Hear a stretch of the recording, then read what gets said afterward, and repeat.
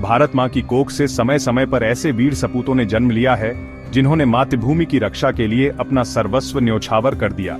ऐसी ही एक वीरांगना थी नीरा आर्या। उनका जन्म एक साधारण परिवार में हुआ था।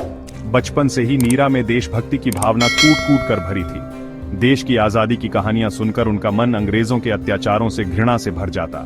वीर शहीदों की गाथाएं उन्हें नया जोश और उत्साह से भर देती।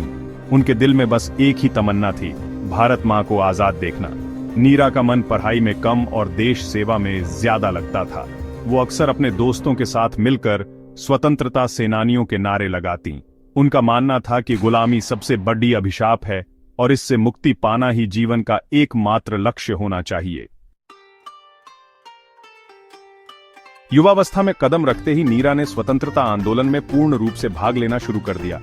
उन्होंने महात्मा गांधी के अहिंसक आंदोलन में बियाज चढ़कर हिस्सा लिया। वो घर घर जाकर महिलाओं को आजादी का महत्व समझाती और उन्हें आंदोलन में शामिल होने के लिए प्रेरित करती। नीरा का व्यक्तित्व और वाक्पटुता लोगों को प्रभावित करती थी। देखते ही देखते वो अपने क्षेत्र में स्वतंत्रता आंदोलन का एक मशहूर चेहरा बन गईं। नीरा की बढ़ती लोकप्रियता ने अंग्रेज सरकार को चिंता में डाल दिया।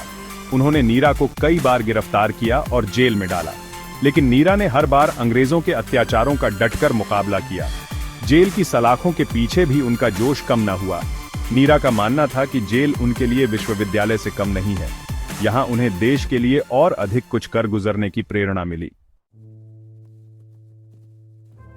आखिरकार देश की आजादी के लिए अपना सब कुछ न्योछावर करने वाली यह बहादुर बेटी अंग्रेजों की नापाक हार का शिकार हो गई, लेकिन उनकी शहादत ने लाखों भारतीयों के दिलों में देशभक्ति की ऐसी ज्वाला भड़काई कि देखते ही देखते पूरा भारत अंग्रेजों के खिलाफ उठ खड़ेढ़ा हुआ।